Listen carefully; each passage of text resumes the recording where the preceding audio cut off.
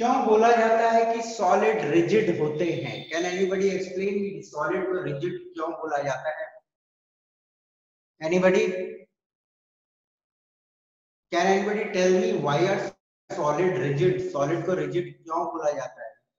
Rigid का मतलब तो फर्स्ट ऑफ ऑल जान लो, रिजिड मींस सेफ, रिटेन करने का property under the impact of certain forces, under the impact of certain forces shape को वो retain करेगा।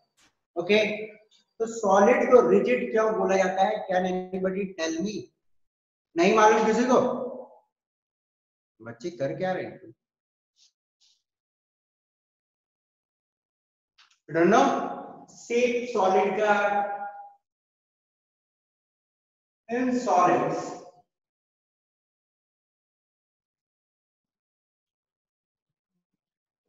particles are packed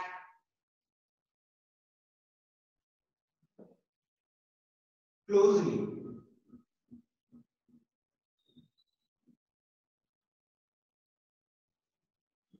their least, their maximum intermolecular attraction। तो बड़ा ध्यान से समझो इसको।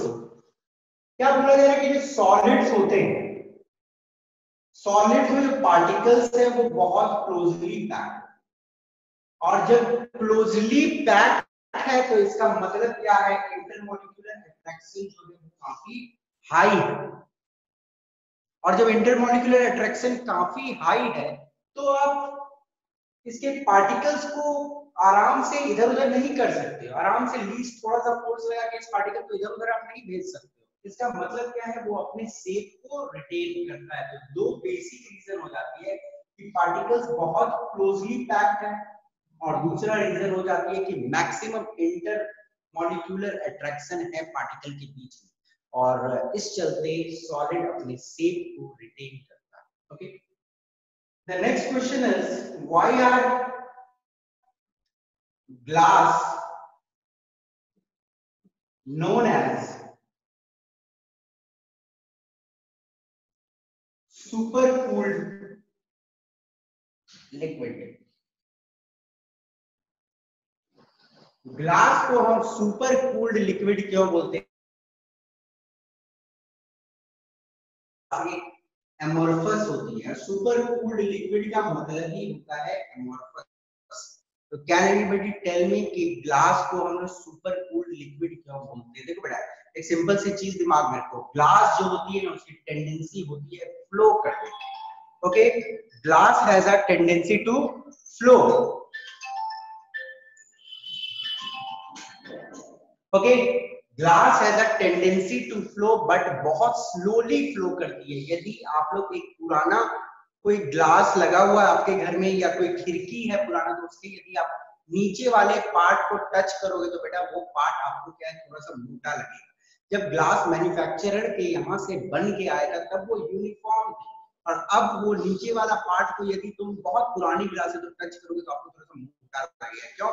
क्योंकि ऊपर से ग्लास फ्लो होके नीचे आ, ओके, इसलिए ग्लास को हम लोग बोलते हैं सुपर कूल्ड लिक्विड, क्योंकि इसकी टेंडेंसी होती है फ्लो करने की, बट वेरी स्लोली। तो you can do the answer for this one. इसकी आंसर आप लिख सकते हो, glass has a tendency to flow but very slowly. Okay, so they are known as super cooled liquid. Okay, लिख सकते हो इसका आंसर। जो तीसरी क्वेश्चन है बेटा आपके सामने में, I am giving you some example. Polyurethane,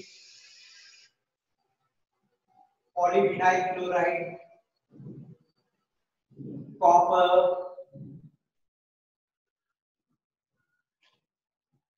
potassium nitrate,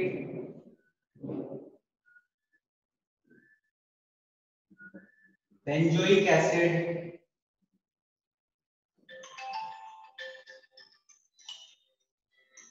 okay, benzoic acid.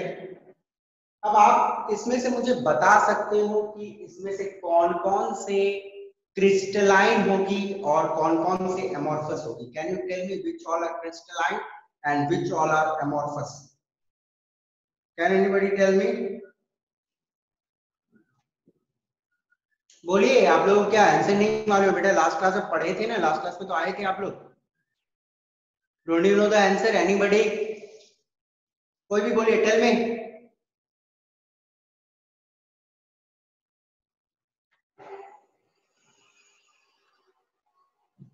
देखिए, देख के ही पता चल रहा है कि पोटासियम नाइट्रेट क्या है, एक आयनिक सॉलिड है। और आयनिक सॉलिड में मैंने बताया था जो भी मेटल सॉल्ट्स होते हैं, जितने भी मेटल सॉल्ट होते हैं, they all are crystalline solid. वो क्रिस्टलाइन सॉलिड।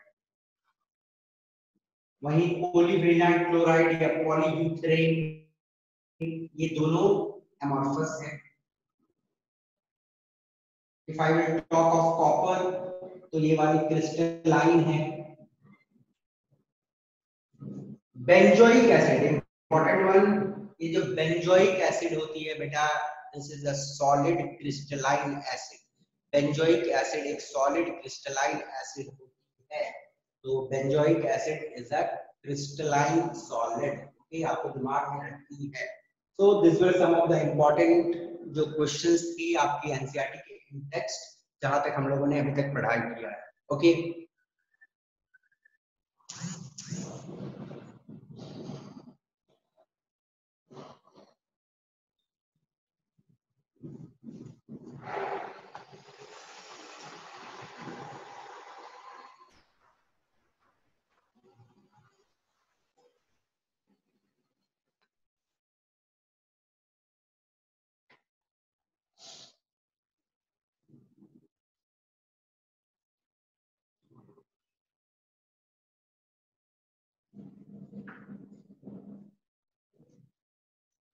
ओके बेटा, तो we have done till here, और अब हम अपने सिलेबस को आगे ले चलते हैं। We will deal with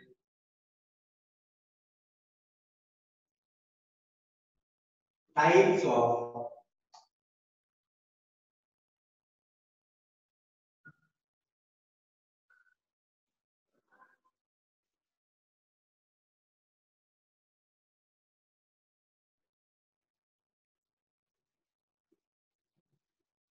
crystalline solid. जो आज हम लोगों को डील करना है, we are going to deal with types of crystalline solid. Last class में हम लोगों ने डील किया था, सॉलिड 3 टाइप की होती है। द फर्स्ट वन इज, बताओ, चलो बताओ तो सॉलिड कितने टाइप की होती है, जल्दी जल्दी मुझे बताइए। कोई बताओ, चलो जल्दी से। amorphous and quasi-crystalline. कौन कौन से बताइए? क्रिस्टलाइन, amorphous और क्वाजी क्रिस्टलाइन, 3 टाइप के हम लोगों ने सॉलिड को डिस्कस किया था। ओके, पर आज मैं डिस्कस करूंगा कि क्रिस्टलाइन सॉलिड कितने टाइप के। Today I am going to discuss with you कि क्रिस्टलाइन सॉलिड कितने टाइप की होती है। ओके, क्रिस्टलाइन सॉलिड कितने टाइप की होती है? देखो, हम लोग अपने चारों ओर मोस्ट ऑफ द थिंग्स जो देखते हैं, they are crystalline in nature. Most of the things जो हम अपने चारों ओर देखते हैं, that are crystalline in nature. जैसे फॉर एग्जांपल, यदि हम लोग ले लें मेटल्स, आयरन, कॉपर, सिल्वर, ये सब क्या होती है? ये मेटल्स हैं, और ये सारे crystalline solids. Okay, if you will talk of non metals, तो नॉन मेटल्स में सल्फर,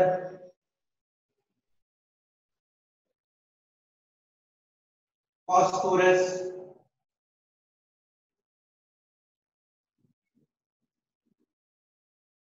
आयोडीन, ये भी सॉलिड है। They are all crystalline solid. आपको मालूम है, सल्फर, फॉस्फोरस, आयोडीन ये सारे सॉलिड के फॉर्म में एग्जिस्ट करती है। कार्बन भी, they also exist as solid form. Okay, यदि I will talk of compounds, तो यदि हम लोग कंपाउंड्स की बात करें, तो कंपाउंड्स तो बहुत सारे NaCl हो गए, ACl हो गए, CaCl हो गए, नेफ्थोलिन के बॉल्स होते हैं, ये सारे एग्जाम्पल हो जाते हैं क्रिस्टलाइन सॉलिड के। मतलब कंपाउंड्स बहुत सारे जो हमारे चारों ओर है वो क्रिस्टलाइन होती है, नॉन मेटल्स क्रिस्टलाइन है, मेटल्स भी क्रिस्टलाइन होते हैं। ओके, तो ये बताने की जरूरत नहीं है कि अक्सर चीज जो हम अपने चारों ओर जो देख रहे हैं they are crystalline in nature. Okay, but next मैं आप लोगों के सामने आप क्रिस्टलाइन सॉलिड को क्लासिफाई कर into different parts, and this classification is based on intermolecular force of attraction. Okay, I will do a classification based on intermolecular force of attraction. ठीक है, एक क्लासिफिकेशन मैं करने वाला हूं based on intermolecular attraction. Okay, जो solids है उनके पार्टिकल्स के बीच में कैसी फोर्स प्ले कर रही है, उस बेसिस पे हम लोग क्रिस्टलाइन सॉलिड को आप क्लासिफाई करें। बेसिकली बेटा देखो, ये जो क्लासिफिकेशन है ये हो जाती है 4 type. Okay, the first one is molecular solid. Okay, the second is ionic solid,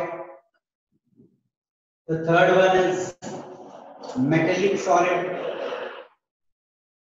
and the fourth one is covalent solid, covalent और network solid भी होते हैं। okay?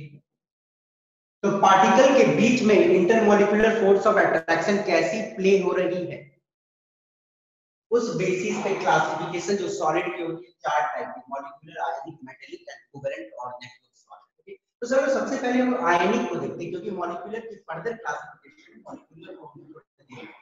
पहले आयनिक देखिए, जो आयनिक सॉलिड होती है आप सभी को मालूम होगा 3D arrangement of A+ and B-। बोलने का मतलब देखो, आयनिक सॉलिड जितने भी होते हैं उसमें एक पॉजिटिवली चार्ज आयन रहती है, एक नेगेटिवली चार्ज आयन है।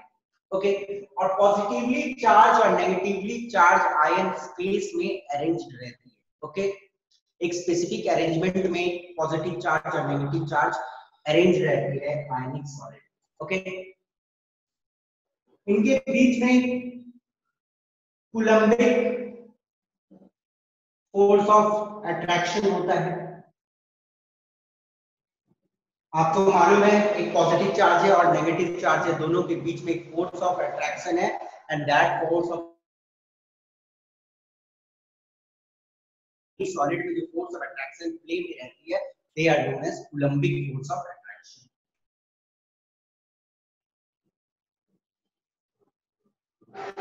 हार्ड एंड ब्रिटल,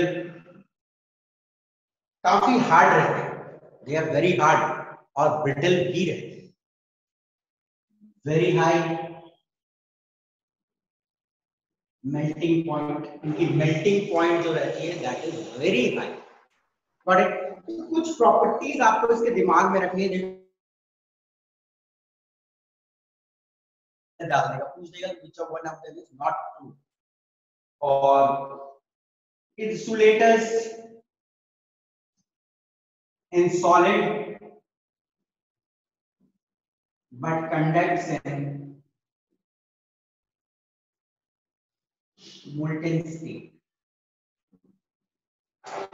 तो ये मुझे बताने की जरूरत नहीं है आप लोगों को, आप सभी को मालूम होगा कि आयनिक सॉलिड जो होती है वो जब सॉलिड फॉर्म में रहेगी तो वो बिजली को कंडक्ट नहीं कर सकता, क्योंकि आयंस तो उस टाइम में जॉइंट रहते हैं, आयंस फ्री नहीं रहती है, और जैसे ही वो मोल्टेन स्टेट में आता है तो आयंस फ्री हो जाती है, और जब आयंस फ्री हो जाती है तो इलेक्ट्रिसिटी कंडक्ट होता है। ओके, तो आयनिक सॉलिड के बारे में these are some of the examples that I have held। इसके कुछ एग्जांपल हैं, these are some of the characteristic of ionic solid जो आपके सामने देखा, और आयनिक सॉलिड के कुछ एग्जांपल यदि आप देखोगे तो NaCl हो जाएगी, KCl हो जाएगी, CSCl हो जाएगी। Okay, these are some of the example of ionic solid। Okay, example. Next we will come to metallic solid. जो बेटा मेटेलिक सॉलिड्स होते हैं, मेटेलिक सॉलिड, यदि मैं इनका एग्जाम्पल का बात करूं तो example will be copper, silver, gold, iron, ये सारे एग्जाम्पल है मेटेलिक सॉलिड के। और मेटेलिक सॉलिड में होता क्या है basically,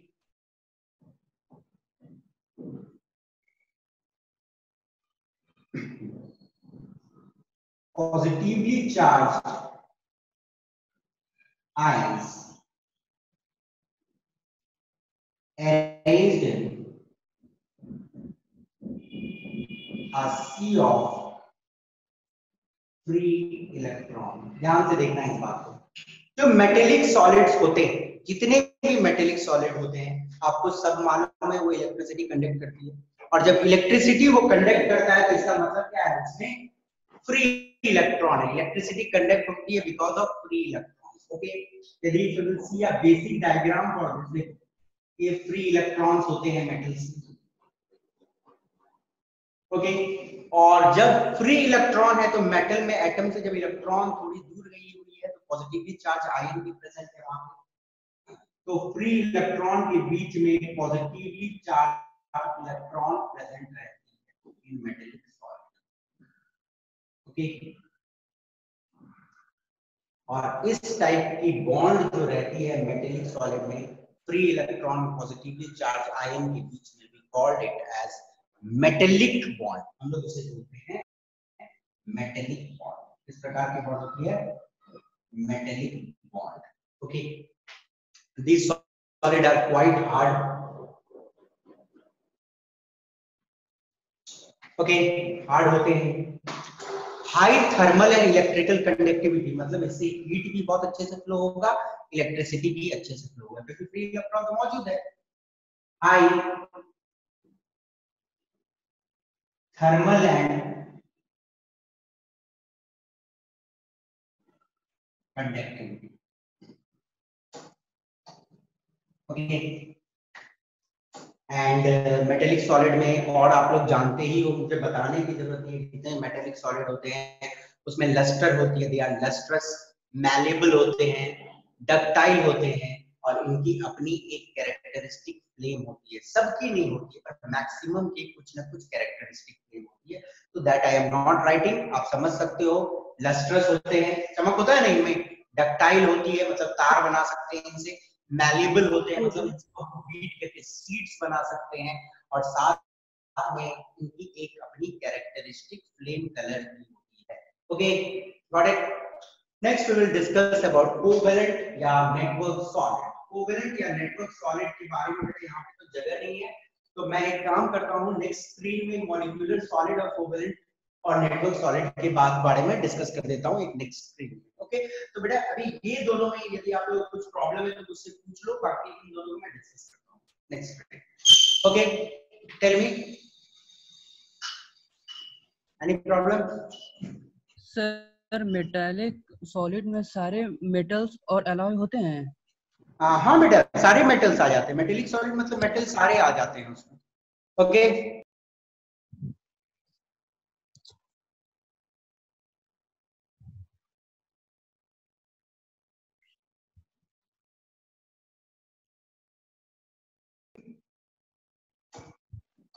repeat please.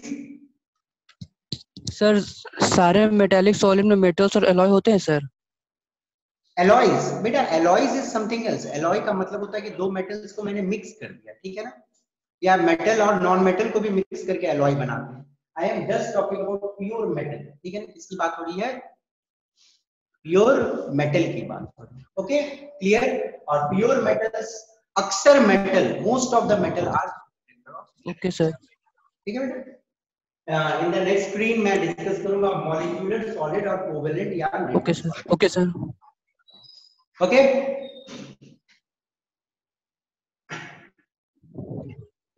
Okay sir.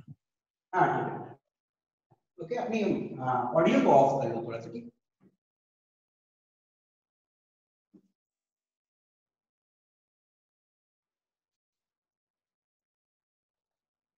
तो मॉलिक्यूलर सॉलिड और कोवेलेंट सॉलिड छूट गई है, तो मॉलिक्यूलर सॉलिड में सबसे पहले आपके साथ डिस्कस, मॉलिक्यूलर सॉलिड जो होती है ये खुद में ही 3 टाइप्स की होती है। Molecular solid is of 3 type. Okay, पहली होती है non polar molecular solid.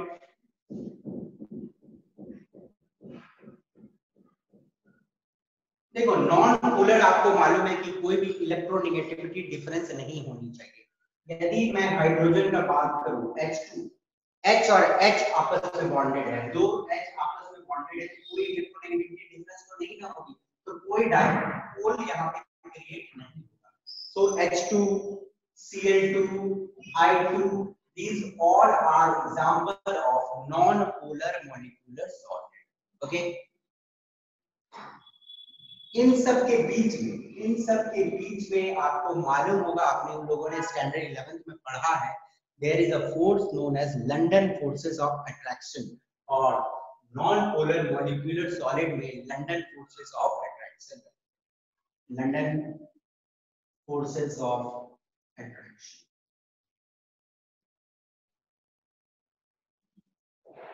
Very soft non polar molecular solid, hydrogen chlorine iodine इस सॉलिड फॉर्म में आता है, तो they are very soft and non conductor of electricity. कभी भी इनके थ्रू इलेक्ट्रिसिटी कंडक्ट नहीं। Okay, and one more thing हम लोग इसके बारे में देख सकते हैं कि these have very low melting point. Low melting point आप लोगों ने पढ़ा है ना, melting point is the indicator of strength of intermolecular forces. melting point किसी का बहुत हाई होगा तो intermolecular forces of attraction काफी हाई होगी ज्यादा। Okay, London forces of attraction एक बहुत वीक फोर्स, आपको मालूम है London force of attraction is a very weak force of attraction, और जब दो एटम्स के बीच में वीक फोर्सेस ऑफ अट्रैक्शन है एक मॉलिक्यूल में, तो उसकी मेल्टिंग पॉइंट भी काफी कम होगी, लो मेल्टिंग पॉइंट, काफी लो मेल्टिंग पॉइंट। ओके, तो मॉलिक्यूलर सॉलिड एक टाइप का हम लोगों ने देखा, non polar molecular solid. Next we will see is polar molecular solid. देखो यदि हम लोग डिस्कस करें पोलर मॉलिक्यूलर सॉलिड के बारे में, तो पोलर मॉलिक्यूलर सॉलिड जो होती है, देखो HCl, आपको मालूम है हाइड्रोजन और क्लोरीन में इलेक्ट्रोनेगेटिविटी डिफरेंस होती है। ओके, तो यहाँ पे पोल्स क्रिएट हो रही है, दो पोल क्रिएट हो रही है, we are telling it dipole create होती है। HCl में इलेक्ट्रोनेगेटिविटी डिफरेंस होती है, एमोनिया में इलेक्ट्रोनेगेटिविटी डिफरेंस होती है, सल्फर डाइऑक्साइड में इलेक्ट्रोनेगेटिविटी डिफरेंस होती है। तो these all are example of polar molecular solids, बहुत सारे। ओके, अब इनके बीच में कौन सी फोर्स ऑफ अट्रैक्शन प्ले में रहती है, जल्दी से मुझे कोई बताएगा, which force of attraction plays between them? Dipole. Yes, very good, it's dipole interaction. There is dipole interaction. Okay, ये सॉफ्ट होते हैं, पर कंपेयर टू दिस थोड़ी कम सॉफ्ट होते हैं। This is I can tell that it is very soft, और ये soft, not so much soft compare to this one, but soft and non conductor of electricity. Soft होती है और electricity conduct नहीं करेगी। और हायर मेल्टिंग पॉइंट, देखो इसका भी मेल्टिंग पॉइंट कम होता है, but higher melting point compare to this, higher melting point compare to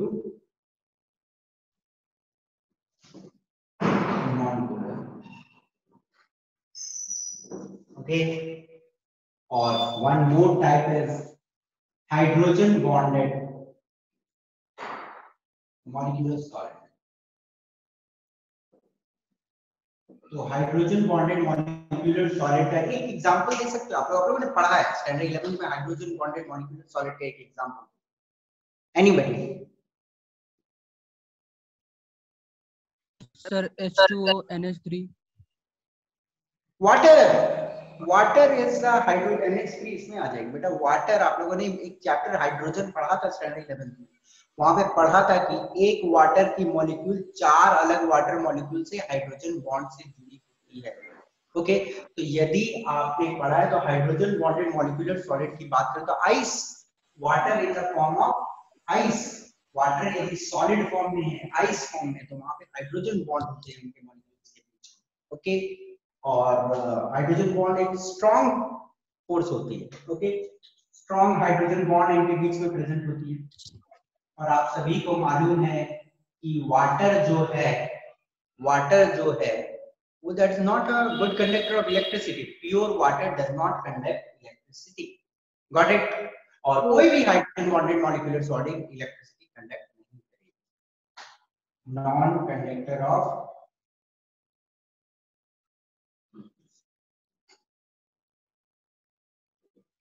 तो ये तो हो गई पूरी मॉलिक्यूलर सॉलिड की कहानी। तीन टाइप के non molar molecular, non polar molecular, polar molecular and hydrogen bonded molecular solid. और एक टाइप है that is covalent molecular solid, that we will see. इसको पहले क्लियर कर लो, कोई भी डाउट है तो मुझसे पूछ लो फट से। Any problem you can ask मी बेटा।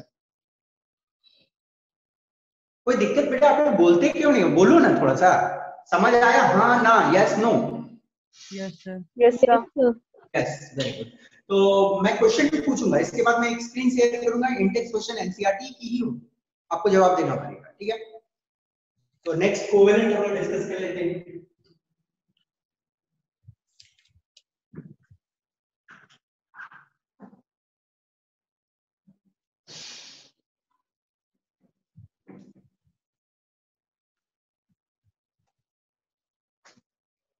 Last type of solid is covalent or network solid.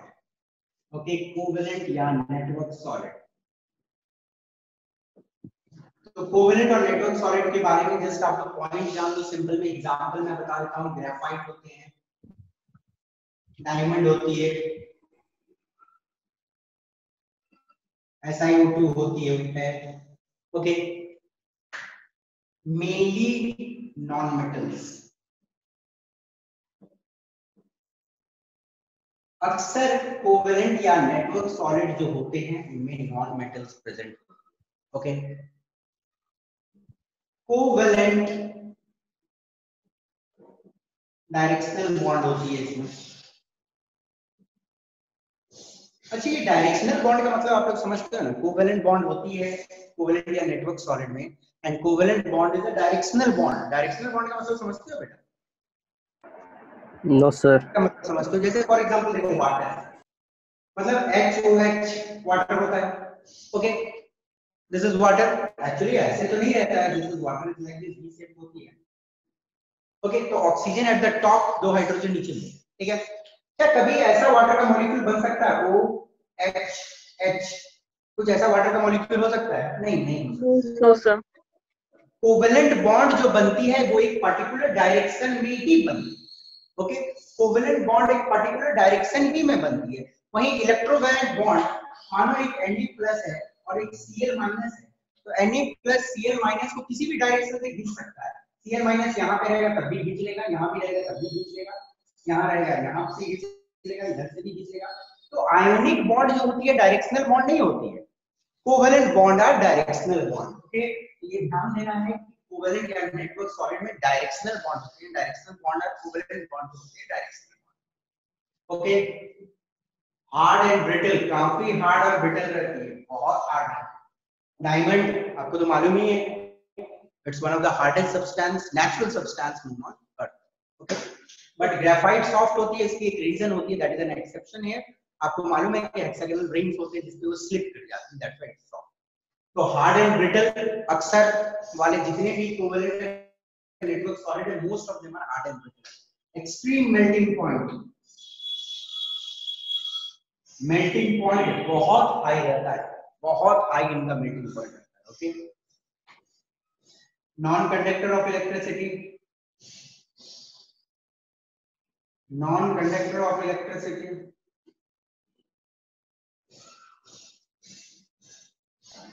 except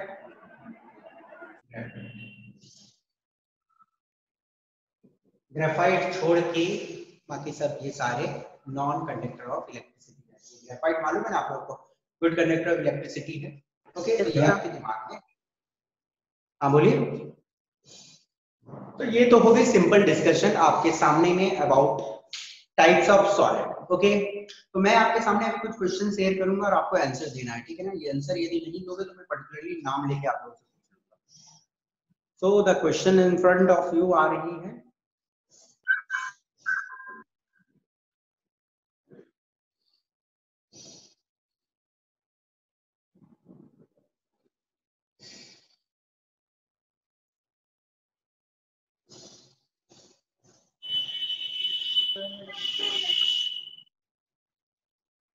चलिए, और आप मेरा स्क्रीन को भी देख सकते हो, मैंने वीडियो को भी स्टार्ट कर दिया है। तो मैं बोर्ड पे कुछ लिखूंगा तो आपको दिखेगा। मैं दिख रहा हूँ क्या आपको? बोर्ड पे मैं कुछ लिखूंगा तो दिख सकती है। आप मेरे जो बगल में होगी उसको क्लिक कर दो। Okay, yes sir. तो classify the following solid in different categories based on nature of intermolecular force of attraction. मुझे आप बताओ कि पोटासियम सल्फेट जो होता है, पोटासियम सल्फेट में किस टाइप का बॉन्ड मौजूद है? Covalent, A+, ionic sir, ionic, ionic sir. A plus SO4 2 minus है ना, A+ और B- प्रेजेंट है तो देयर इज आयनिक बॉन्ड। ये किस टाइप की सॉलिड है? It's a ionic solid. यदि मैं टिन का बात करूं, SN, ये तो एक मेटल है ना sir, metallic. Yes sir, metallic bond.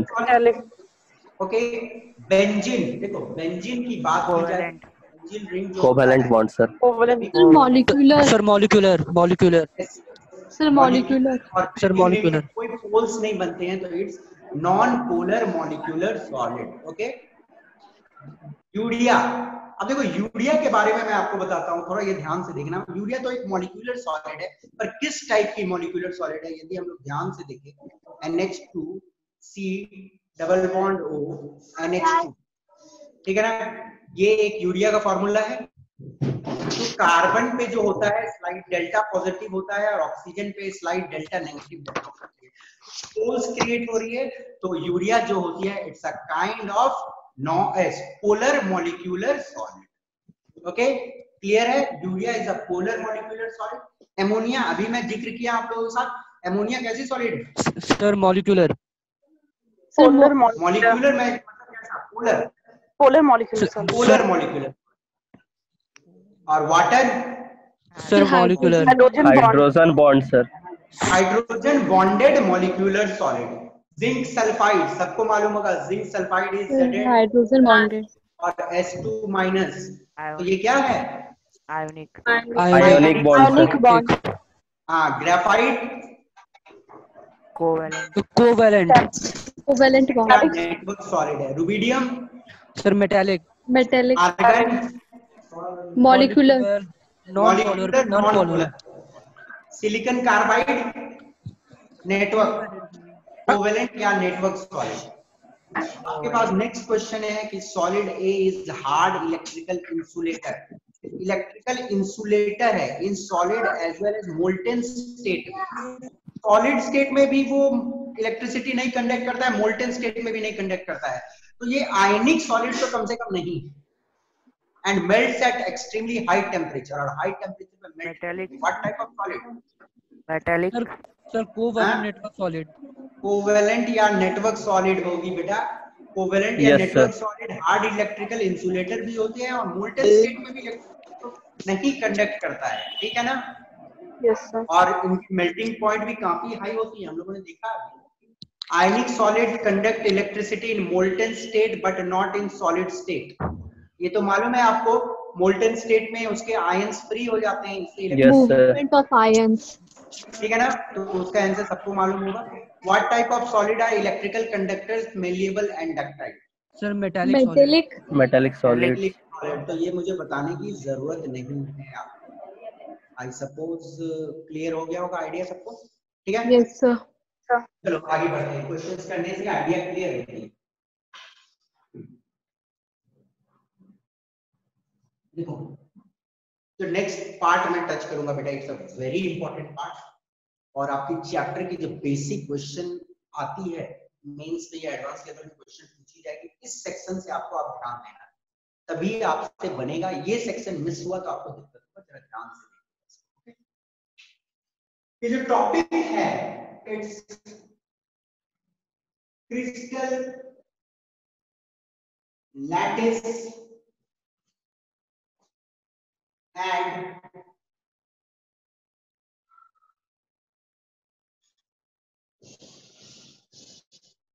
unit cell.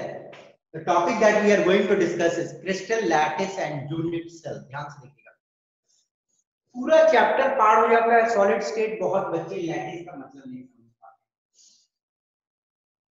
सबसे पहले तो आप लैटिस का मतलब समझो। लैटिस का मतलब होता है अरेंजमेंट। ओके, लैटिस का मतलब होता है अरेंजमेंट। यहाँ पे हम बात करेंगे क्रिस्टल। क्रिस्टल मतलब क्रिस्टलाइन सॉलिड जिन पार्टिकल से बना हुआ है उनकी अरेंजमेंट कैसी है, that will be studied. Okay, ये टॉपिक क्या है पहले वो समझ लो। क्रिस्टल लैटिस का मतलब समझ गए, एक क्रिस्टलाइन सॉलिड जो पार्टिकल से बना हुआ उसकी अरेंजमेंट कैसी है। तो क्रिस्टल लैटिस का मतलब ये होता है पार्टिकल्स की arrangement in a crystal. Unit cell, unit cell समझ लो, इंपॉर्टेंट। मानो आप एक दीवार बना रहे हो, तो दीवार को नॉर्मली हम लोग कैसे बनाते हैं, एक वॉल जब हम क्रिएट करते हैं तो एक ब्रिक लगाते हैं, फिर उसके बगल में एक दूसरा ब्रिक लगाते हैं। साउंड कट रहा है। हाँ ठीक है, साउंड आ रही है बेटा? ओके, नहीं सर। हाँ, हम लोग जब एक वॉल बनाते हैं तो आ रही है ना साउंड? Yes sir. ओके, जब हम लोग एक वॉल बनाते हैं तो हम लोग क्या करते हैं, एक ब्रिक लगाते हैं, दूसरा ब्रिक लगाते हैं, तीसरा ब्रिक लगाते हैं, फिर उसके ऊपर एक ब्रिक लगाते हैं, फिर और एक ब्रिक और एक ब्रिक, इस तरह ब्रिक लगाते चले जाते हैं तो हमारे एक दीवार मिल जाता है। तो आपसे मैं एक क्वेश्चन पूछता हूँ कि what is the build of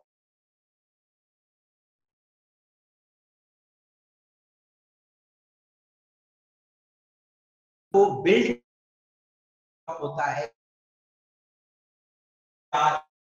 को बिल्ड करने वाला जो सबसे छोटा यूनिट होता है या सबसे बेसिक यूनिट होता है, that is known as unit cell. Okay, यहाँ पे एक ब्रिक को यदि आप रिपीट करते चल जाओ तो आपको एक वॉल मिल जाती है। उसी प्रकार यूनिट सेल एक छोटा पोर्शन होता है क्रिस्टल का, उसको यदि आप रिपीट करते चल जाओ तो आपको एक पूरा क्रिस्टल मिल जाता है। तो unit cell is the basic entity of a crystal के रिपीटेशन से पूरी क्रिस्टल मिलती है। ठीक उसी प्रकार जिस प्रकार ब्रिक के। Okay, now will come to the point, regular and repeating pattern of constituent particle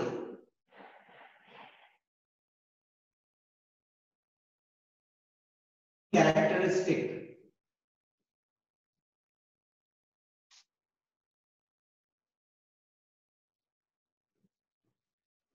of crystalline solid।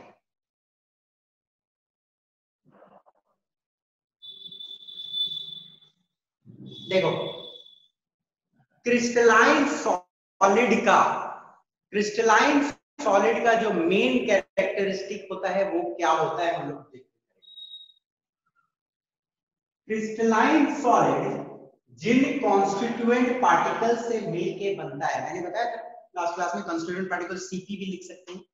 Crystalline solid Jin constituent particle से बनता है उसको रेगुलरली रिपीट की जाती है।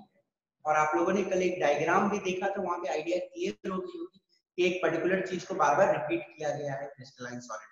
तो क्रिस्टलाइन सॉलिड का मेन गुण क्या होता है कि जिन कॉन्स्टिट्यूएंट पार्टिकल से वो बनता है या जिन पार्टिकल से वो बनता है उनको रेगुलर मैनर में रिपीट कर दिया जाता है। Okay, now we will come to a point that is known as space lattice. आपको ये नाम से ही समझ आ गया होगा कि लैटिस का मतलब होता है पार्टिकल्स की अरेंजमेंट और स्पेस का मतलब होता है स्पेस में पार्टिकल्स की arrangement. Okay, regular arrangement of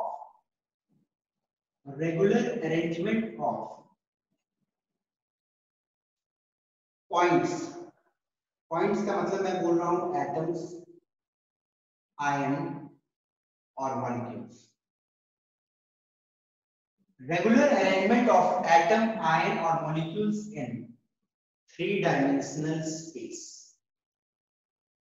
Space lattice का मतलब क्या है? यदि एटम, आयन और मॉलिक्यूल जिससे एक पर्टिकुलर क्रिस्टलाइन सॉलिड बना है उसको हम लोग रेगुलरली अरेंज करते हैं थ्री डायमेंशनल स्पेस में, तो उस अरेंजमेंट को हम लोग बोलते हैं space lattice. Okay, space lattice कुछ नहीं है, एटम्स, आयन और मॉलिक्यूल्स को स्पेस में अरेंज कर दिया।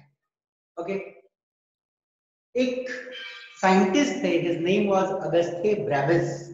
ब्रेविस ने बोला था कि there are only 14 type of possible arrangement in three dimensional space. बोलने का मतलब ये एटम्स, आयन या मॉलिक्यूल्स को आप सिर्फ 14 तरीके से स्पेस में सजा सकते हैं, ओनली 14 वेज में सजा सकते हैं। Okay, there are only 14 possible arrangement in three-dimensional space and are known as Bravais lattice. Okay, particles को आप मतलब पार्टिकल्स बोले तो एटम, आयन या मॉलिक्यूल्स को आप थ्री डायमेंशनल स्पेस में मैक्सिमम 14 पॉसिबल तरीके से सजा सकते हैं। ओके, और उन 14 तरीके के अरेंजमेंट को हम लोग बोलते हैं ब्रेवाइस की लैटिस या ब्रेवाइस की अरेंजमेंट। क्वेश्चंस पूछे गए हैं बहुत बार, स्टेट लेवल एग्जाम में बहुत बार पूछा है, स्कूल लेवल एग्जाम में बहुत बार आई है कि ब्रेवाइस लैटिस कितने टाइप के होते हैं। तो ब्रेवाइस लैटिस 14 टाइप्स के होते हैं, ठीक है ना। 14 possible arrangement are known as 14 Bravais lattices या 14 ब्रेवाइस। ओके, तो this should be clear in your mind कि मैक्सिमम कितनी टाइप की अरेंजमेंट हम स्पेस में कर सकते हैं, सिर्फ 14 तरीकों से ही अरेंजमेंट कर सकते हैं। Okay, next we will discuss some of the characteristic of crystal lattice. अब हम लोग क्रिस्टल में जो पार्टिकल्स की अरेंजमेंट होती है, क्रिस्टल में जो पार्टिकल्स की अरेंजमेंट होती है उसके कुछ कैरेक्टरिस्टिक्स को देखें। ओके, तो क्रिस्टल में पार्टिकल्स के अरेंजमेंट को क्रिस्टल में पार्टिकल्स की जो अरेंजमेंट है उसकी कैरेक्टरिस्टिक को देखने से पहले I will show you a diagram, और उस डायग्राम को पहले अच्छे से देखो, then we will enter into characteristic. Okay,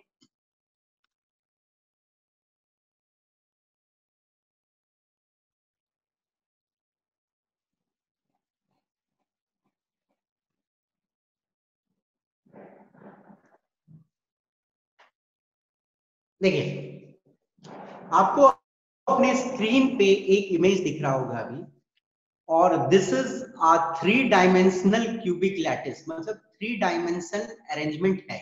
okay, तो आप ध्यान से देखिए, इसको पहले समझिए। ये जो ब्लू डॉट दिया हुआ है, ओके, ये जो ब्लू डॉट दिए हुए हैं, these blue dot in a crystal जो पॉइंट है, these points are known as lattice site. इन्हें हम बोलेंगे lattice site, we will call it as lattice site या लैटिस पॉइंट। ओके, जो point, the points in a crystal are known as lattice site या lattice point. Okay, और lattice site या lattice point represent करती है एक atom को, molecule को या एक आयन को।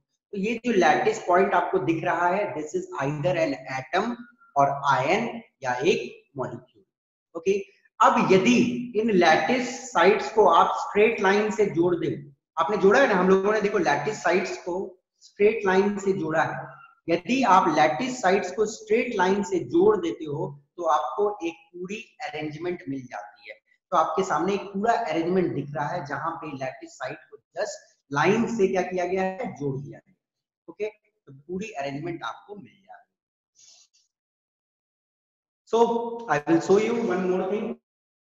यहाँ पे देखिए आप, क्रिस्टल लैटिस में जो चीज हम लोगों ने देखा उसका कैरेक्टरिस्टिक क्या क्या है इन वर्ड्स, क्योंकि स्कूल एग्जामिनेशन में पूछी जाती है आपसे what are the characteristic characteristic of crystal lattice. Each point in a crystal lattice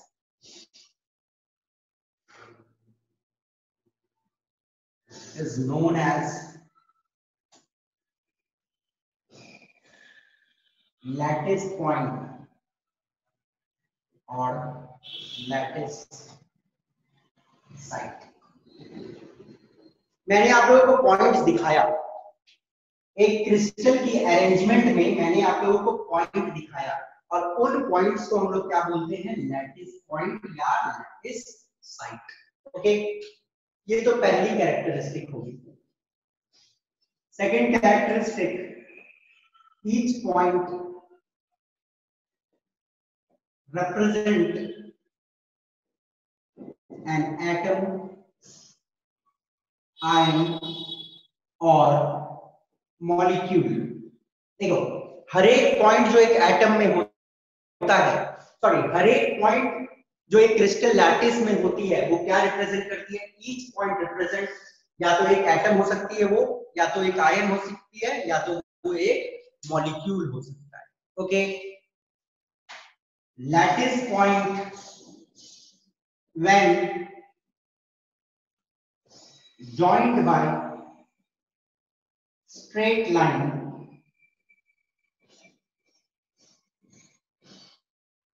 generates the entire arrangement या entire structure। देखो, अब जब लैटिस पॉइंट मतलब एटम्स, आयन या मॉलिक्यूल जो थे उनको मैंने क्या किया, स्ट्रेट लाइन से जोड़ दिया, तो हमें एंटायर स्ट्रक्चर मिल गया, जो पूरा अरेंजमेंट होता है पार्टिकल्स का वो हमें मिल जाता है। ओके, तो पॉइंट्स शुड बी क्लियर कि what are the characteristic of crystal lattice. जो पॉइंट्स होते हैं, एक डायग्राम आपको दे दिया एग्जाम में, पॉइंट्स बता दिया, बोला कि वो पॉइंट्स क्या हैं, पॉइंट्स आपको मालूम होने चाहिए। Those points are called lattice point या लैटिस साइट। और लैटिस पॉइंट या लैटिस साइट क्या रिप्रेजेंट करती है? एटम, आयन या molecule.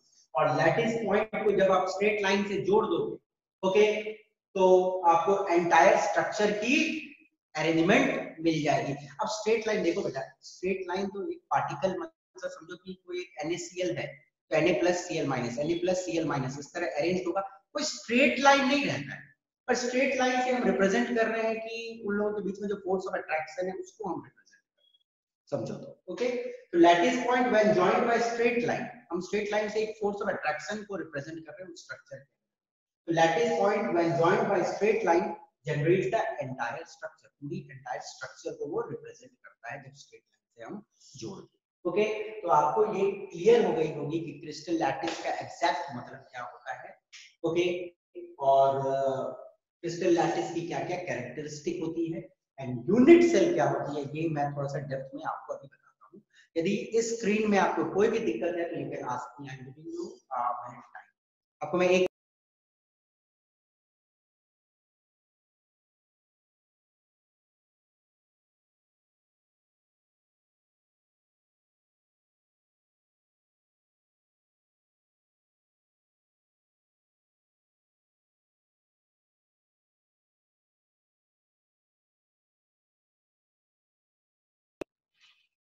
I suppose there is no doubt, आगे बढ़ते हैं। Yes sir. हाँ बोलिए बेटा, बोलिए। कोई डाउट नहीं है सर। चलिए आगे बढ़ते हैं।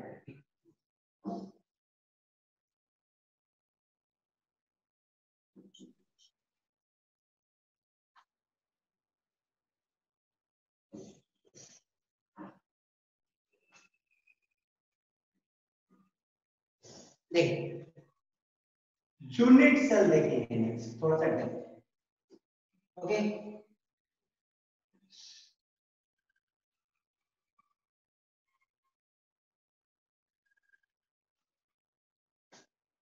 smallest portion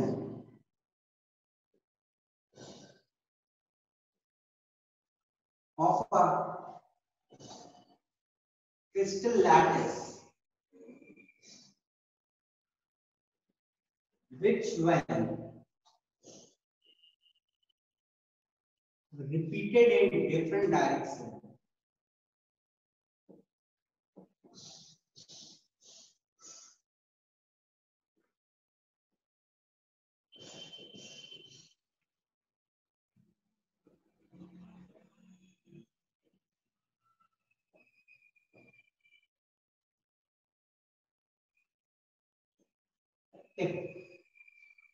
यूनिट सेल क्या होता है, जैसे मैंने आप लोगों को बता दिया थोड़ी देर पहले कि ब्रिक को रिपीट करते चल जाओ तो आपको पूरा वॉल मिलता है, वैसे ही यूनिट सेल क्या है, एक smallest portion of a crystal arrangement, एक क्रिस्टल के अरेंजमेंट का सबसे छोटा पोर्शन जिसको यदि आप रिपीट करोगे डिफरेंट डायरेक्शन में तो आपको एंटायर अरेंजमेंट मिल जाएगी उस क्रिस्टल की। ओके, फिर से मैं रिपीट करता हूं, ध्यान से सुनो।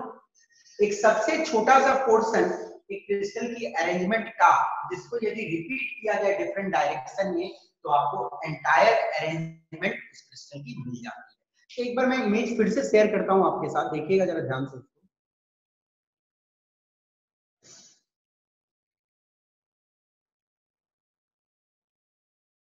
देखो ये वाला डायग्राम में आपको एक ब्लू कलर से शेड किया हुआ क्यूब नजर आ रहा है, ठीक है, एक ब्लू कलर से शेड किया हुआ क्यूब नजर आ रहा है।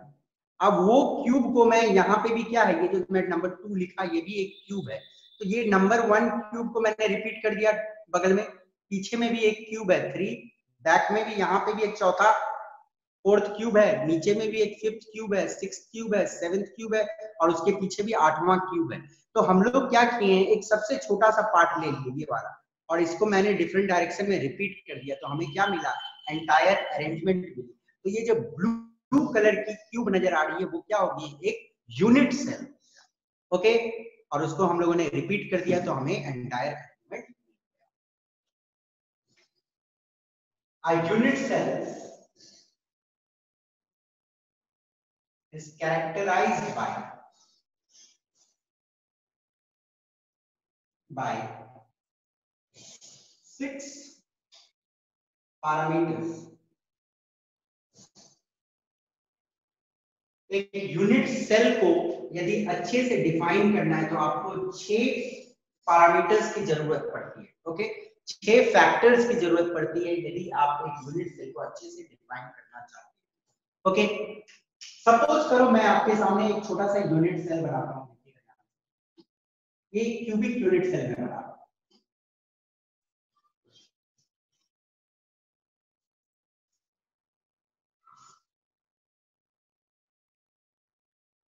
ओके, इसमें मैं 3 एज को पकड़ रहा हूं, दिस एज, एक edge, 2 edge and this one is the 3rd edge. Okay, इसको मैं ए मानता हूं, इसको मैं बी मानता हूं और ये वर्टिकल वाला को सी मानता हूं, ठीक है। तो एक यूनिट सेल को कैरेक्टराइज करने के लिए 6 पैरामीटर्स की जरूरत है। तो पहला 3 पैरामीटर्स है 3 edge length. Okay, A B जो बेस है, ए बी और ऊपर वाला C. Okay, 3 edge length A B C और 3 एंगल्स बिटवीन एजेस। एजेस के बीच में एंगल भी होंगे ना, देखो ए और बी के जो बीच में एंगल होगा we will call it as gamma. A और बी के बीच में जो एंगल होगा we will call it as gamma. A और सी के बीच में जो एंगल होगा we will call it as beta, ठीक है ना, और बी और सी के बीच में जो एंगल होगा we will call it as alpha. Okay, अब इसको याद रखने का बहुत सिंपल तरीका है, बच्चे कंफ्यूज हो जाते हैं। ए बी और सी, ए को मैं बोल दिया अल्फा, बी को मैं बोल दिया गामा और सी को मैं बोल दिया बीटा और सी को मैं बोल दिया गामा। तो ठीक है, तो अल्फा का मतलब है कि ए हटा दो, अल्फा का मतलब ए हटा दो, एंगल बिटवीन बी एंड, ठीक है ना। अल्फा एंगल का यदि बात हो रहा है तो आपसे पूछ दिया कि अल्फा कौन से एंगल को बोलते हैं, तो ए को आप हटा दीजिए, angle between B and C is called alpha, ठीक है ना। आपसे पूछा बीटा कौन से एंगल को बोलते हैं, तो आप बी को हटा दीजिए, एंगल बिटवीन ए एंड सी, ठीक है ना। आपसे पूछा गामा किस एंगल को बोलते हैं, तो आप सी को हटा दो, angle between A and B. तो इस तरह आपको याद रख लेना, नहीं तो मिस्टेक होता है, आदमी भूल स्टार्टिंग स्टेज में, यदि अभी दिमाग में क्लियर कर लोगे तो बाद में ये दिक्कत नहीं। ओके, तो 3 एंगल्स बिटवीन एजेस और वो तीनों एंगल कौन कौन से हैं, अल्फा, बीटा और गामा। और अल्फा क्या होता है याद रहेगा, बीटा क्या होता है याद रहेगा, गामा क्या रहता है।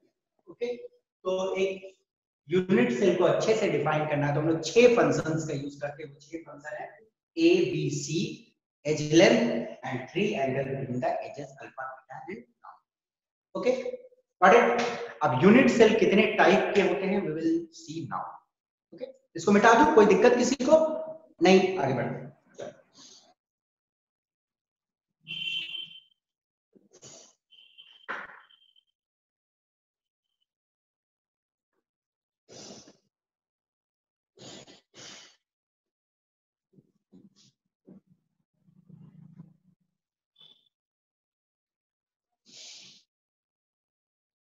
देखिए,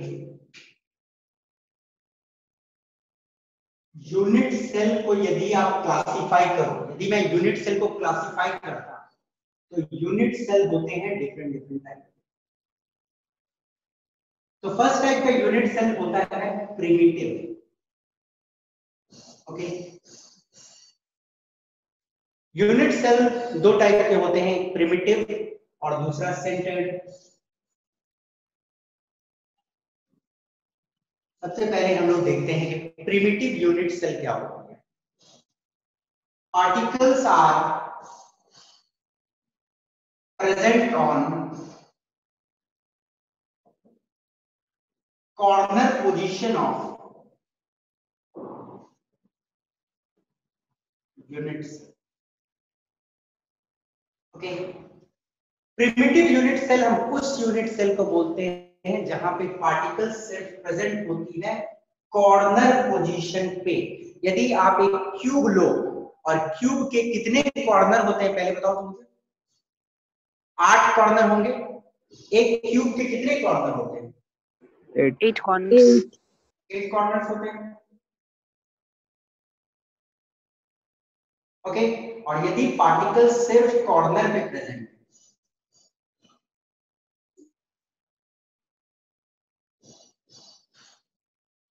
okay, I have taken a cubical unit cell और जहां पे पार्टिकल सिर्फ कॉर्नर पोजीशन पे, देखो 1 2 3 4 5 6 7 8, 4 ऊपर और 4 नीचे। Okay, on and only on the corner. तो प्रिमिटिव यूनिट सेल उसको बोला जाता है जहां पे पार्टिकल्स होते हैं सिर्फ प्रेजेंट होते हैं corner position of the unit cell पे। ओके, और यदि आपको एक स्पेस फिलिंग मॉडल देखना है, एक्चुअली मैंने जो बनाया है, मैंने एक जस्ट आपको रिप्रेजेंट किया है with help of a point. मैंने जस्ट पॉइंट बनाया, पॉइंट का मतलब मैंने लैटिस पॉइंट बनाया। ओके, यदि आपको उस लैटिस पॉइंट के जगह में एटम्स देखने हैं तो उसका स्पेस फिलिंग मॉडल कैसा होता है मैं आपको दिखाता हूं, जरा ध्यान से देखिएगा और इसमें एक समझने की चीज है, ठीक है।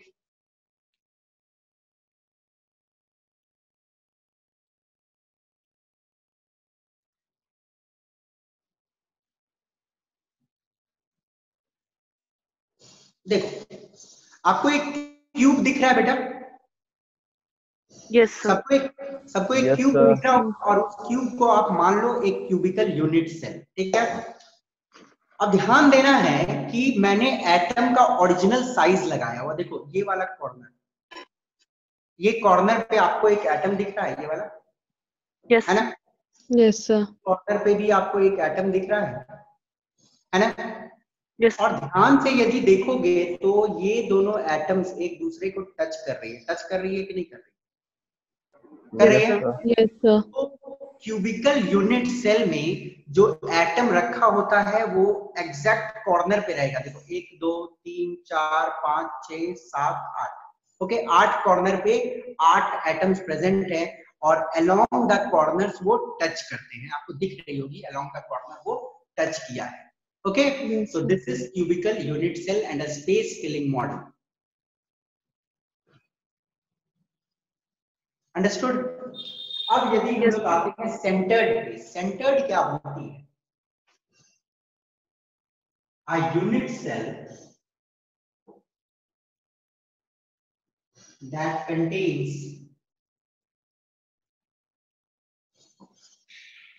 particles at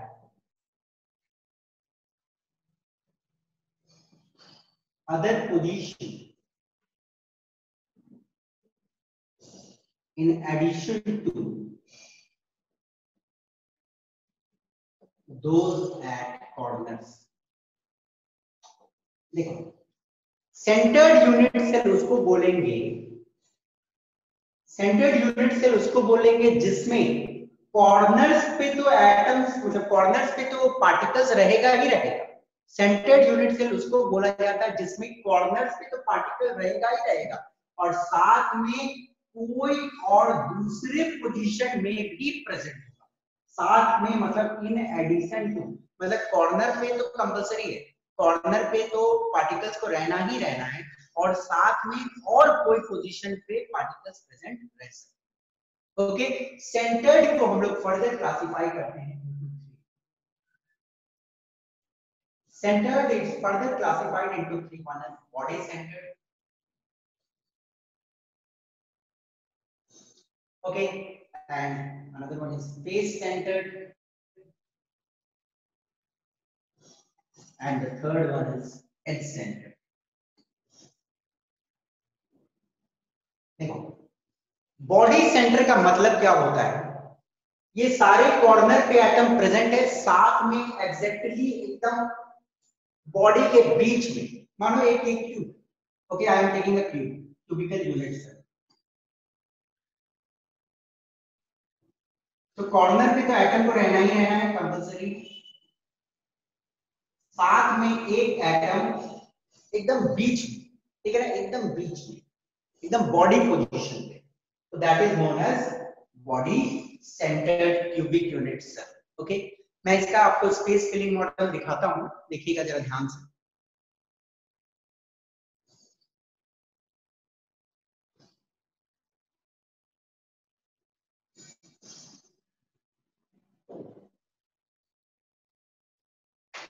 देखिए आपको कॉर्नर पोजीशन पे एटम्स नजर आ रही है, Yes, sir. है ना, और वो पीछे में भी एक है, ठीक है, आपको कॉर्नर, सारे कॉर्नर्स पे एटम्स नजर आ रही होगी और साथ में एक पिंक कलर का जो एटम है एकदम क्यूब के बीच में पड़ा हुआ है। ओके, तो this type of arrangement is body centred unit cell. इस टाइप के यूनिट सेल को बोलते हैं बॉडी सेंटर्ड यूनिट सेल, जहां पे पार्टिकल्स कॉर्नर पे तो रहता ही है और साथ में एकदम से यूनिट सेल के बीच में भी रहता है, जो पिंक कलर से आपको दिख रहा है। ओके, और ये ध्यान देना है आपको एक चीज की, कॉर्नर वाला एटम एक दूसरे को टच कर रहा है कि नहीं कर रहा है? No, sir. नहीं नहीं कर रहा। करेगा। No, sir. Body centred unit cell में कॉर्नर वाला एटम एक दूसरे को टच नहीं करता है। ये देखो कॉर्नर वाला एटम टच कर रहा है, एक दूसरे को नहीं कर रहा है। आपको ये छोटी सी गैप दिख रही है बीच में, ओके, Yes, sir. और ध्यान देना है कि वो टच करता है बॉडी पे। देखो बेटा ये डायग्राम में एक मिस्टेक है थोड़ा सा, ये बॉडी वाला जो एटम रहता है ना, पिंक वाला जो है, वो सारे कॉर्नर वाले को टच करेगा। ओके, सारे कॉर्नर को वो टच करता है। इस पोजीशन पे आपको थोड़ा अच्छे से दिखेगा, दिख रहा है ना, पिंक और ब्लू टच किया हुआ है थोड़ा सा। Okay, Yes, sir. Got it. तो बॉडी पे जो एटम रहता है वो कॉर्नर वाले एटम को टच करता है, बट कॉर्नर वाला एटम जो रहेगा वो एक दूसरे को टच नहीं करेगा। अंडरस्टूड? तो ये आपको ध्यान में रखना है क्योंकि इससे रिलेटेड क्वेश्चंस आएंगे बाद में, अभी समझ लेना है इस चीज। तो बॉडी सेंटर्ड आपको समझ आ गई अच्छे से। बॉडी सेंटर्ड में क्या होता है, सारे कॉर्नर्स पे plus in addition one at the centre. Body centre, one at the body centre, उसको हम लोग बोलते हैं बॉडी सेंटर, ठीक है। फेस सेंटर, फेस सेंटर का मतलब क्या है, देखो आप लोगों से मैं एक क्वेश्चन पूछूं तो एक क्यूब का कितना फेस होता है? सर 6 फेस होता है। तो क्या होगा, हाँ 6 फेस होगा। सारे कॉर्नर्स पे होंगे एटम्स, ओके, प्लस 6 फेसेस पे, प्लस सारे फेसेस पे भी एटम्स रहेंगे। फेस समझ रहे हो? देखो आगे पीछे 2 फेस हो जाएगा, ऊपर नीचे 2 फेस और इधर 2 फेस, 6 फेस। ओके, तो फेस सेंटर्ड का मतलब होता है atoms are present on corner plus 6 faces पे भी एटम प्रेजेंट है। I will show you one of the model for this one also, space filling model, देख लीजिए उसको।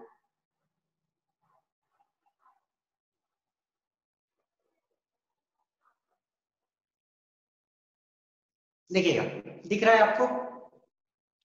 जहां पे आपको दिख रही होगी कि कॉर्नर पे एटम्स हैं, ब्लू कलर के एटम्स आपको सारे कॉर्नर के पीछे वाले भी दिख रहे होंगे, ठीक है ना।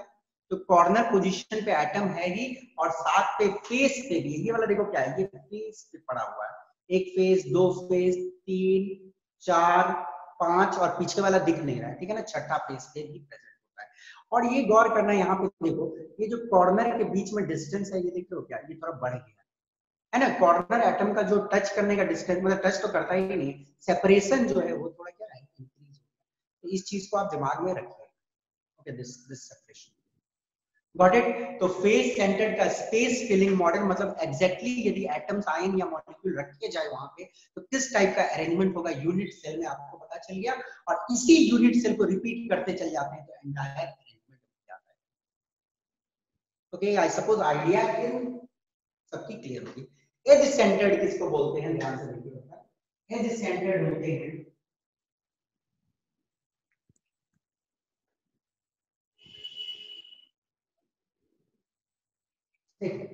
एज सेंटर्ड हम लोग किसको बोलेंगे, कॉर्नर पे तो रहेगा ही,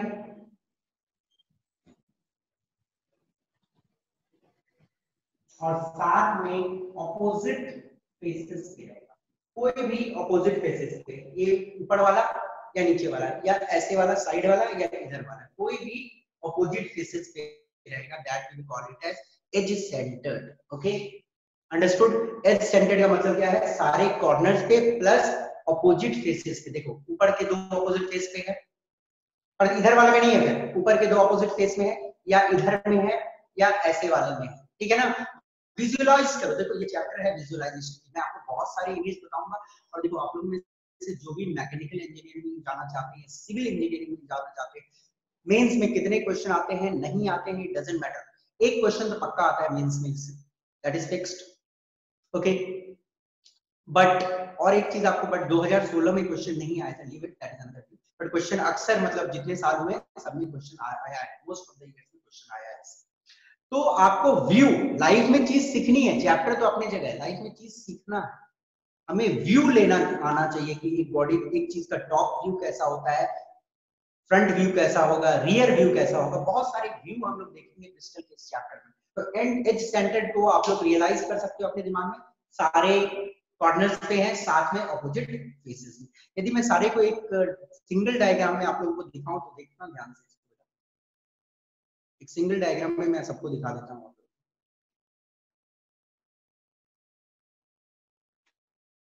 देखो सिंगल डायग्राम में दिखेगी, सबसे पहले एंड सेंटर वाला देख लो, सॉरी मैंने एज सेंटर्ड लिख दिया है, वो एंड सेंटर्ड है, ठीक है, it's not edge centred, it is end centred. Okay, that is end centred, not edge centred. तो एंड सेंटर्ड देखो बेटा कैसा है, सारे, ये वाला देखना है, इसको एक बार अच्छे से विजुअलाइज करो। सारे कॉर्नर्स पे आपको दिख रहे हैं ना, दिख रहे हैं कि नहीं दिख रहे हैं, दिख रहा है। और साथ में देखो ऑपोजिट फेसेस पे, यहाँ पे एक दिख रहा है और एक वहां, this is called and centred. Okay, और बाकी प्रिमिटिव तो मैंने सारे दिखा दिए आपको। ओके, आई सपोज आपकी आइडिया क्लियर होगी। और इसको थोड़ा क्लियर कर लेना, ये एज सेंटर्ड नहीं बोलते हैं, sorry, it is known as end centred. Okay, इसको हम लोग क्या बोलते हैं, end centred.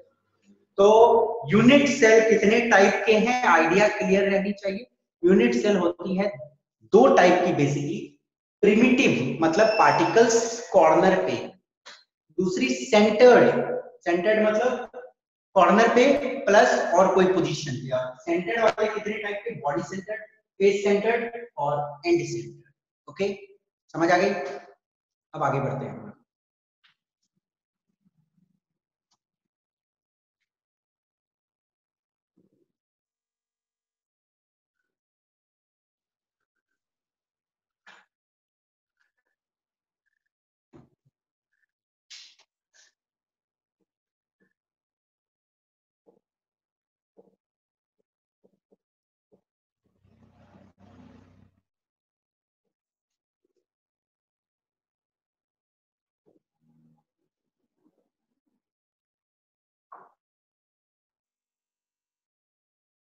Primitive unit sales जो होते हैं वो 7 तरीके के होते हैं। ओके, प्रिमिटिव यूनिट सेल वो सिर्फ 7 तरीके के होते हैं, ध्यान से देखिएगा। ओके, वो कौन कौन से हैं, cubic. Okay. Next is tetragonal.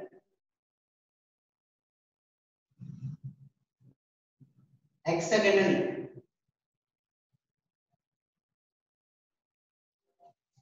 Trigonal और rhombohedral. Okay. Orthorhombic.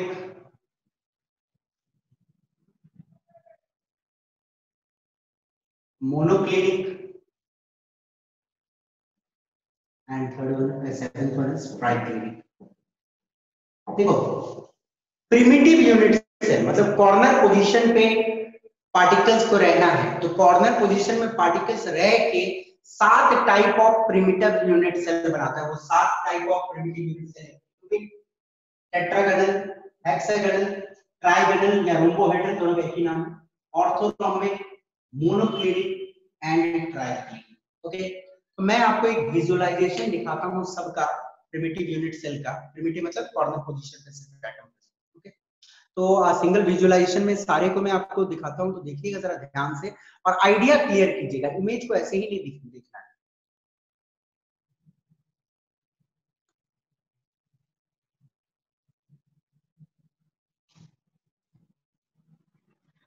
देखिए, तो आपको जो पहला वाला दिख रहा होगा यहाँ पे, this one is cubic unit cell. तो क्यूबिक किस टाइप का होगा जरा ध्यान से देखिए। Okay, cubic unit cell. Next one is tetragonal. Next one is tetragonal unit cell. तो टेट्रागोनल को हम लोग वर्टिकली स्ट्रेच्ड, क्यूब को ऊपर की ओर खींच दिए हैं। Okay, it's a vertically stretched cube भी बोला जाता है इसको, टेट्रागोनल। और थर्ड इज ऑर्थोरोम्बिक। ऑर्थोरोम्बिक में क्या होता है एक्चुअली, देखो हम लोग साइड बी के अलोंग भी इसको पकड़ के खींच दिए और साइड सी के अलोंग भी पकड़, जैसे ये साइड बी है तो इसके अलोंग पकड़ के खींच दिए और ऊपर सी को वर्टिकली भी ऊपर खींच दिया, आपको ऑर्थोरोम्बिक। ओके, और हेक्सागोनल जो होता है, नीचे में एक हेक्सागन होती है और ऊपर में एक हेक्सागन होती है and they are joint. Okay, understood. तो दिस इज हेक्सागोनल। रोम्बोहेड्रल का मतलब होता है एक क्यूब। एक क्यूब को आप एक फोर्स दे दो एक तरफ से और वो क्यूब क्या होती है, डिफॉर्म्ड हो जाती है। तो रोम्बोहेड्रल का मतलब होता है एक deformed cube. Okay, and next one is monoclinic और ट्राइक्लिनिक आपके सामने। ओके, तो इन सातों को तो दिमाग में रखना है एकदम से याद करके।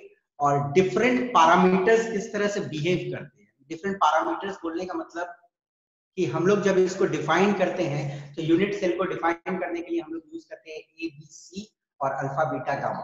वही यूनिट सेल को एक्चुअली डिफाइन करता है।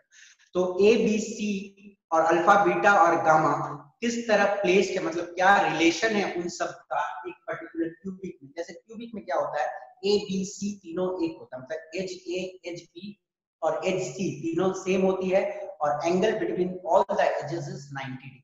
ओके, तो उसको हम लोग क्यूबिक बोलते हैं। फिर ट्राइगोनल में भी कुछ वेरिएशन होती है।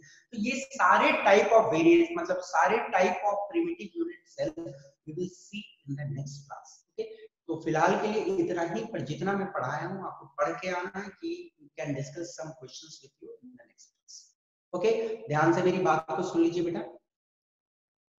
और एक चीज दिमाग में रखना है कि प्रिमिटिव यूनिट सेल में ही थोड़ा सा वेरिएशन होके सेंटर्ड वाला बनता है, ठीक है ना। तो 7 type of primitive unit cell तो मैंने आपको बता दिया, ठीक है ना। और इसी में थोड़ा वेरिएशन होता है, ऐसा नहीं है कि जो डायग्राम में बताया वो सिर्फ प्रिमिटिव टाइप का रहेगा। प्रिमिटिव तो रहेगा ही, पर साथ में वो प्रिमिटिव वाले में भी थोड़ा सा बदलाव वो होके सेंटर्ड वाला बनता है। Okay, got it. तो वो हम लोग नेक्स्ट क्लास में देखेंगे। तो फिलहाल के लिए इतना ही, primitive in the next class, पर जितना मैंने पढ़ाया है आपको पढ़ना है। Okay, so thank you for today.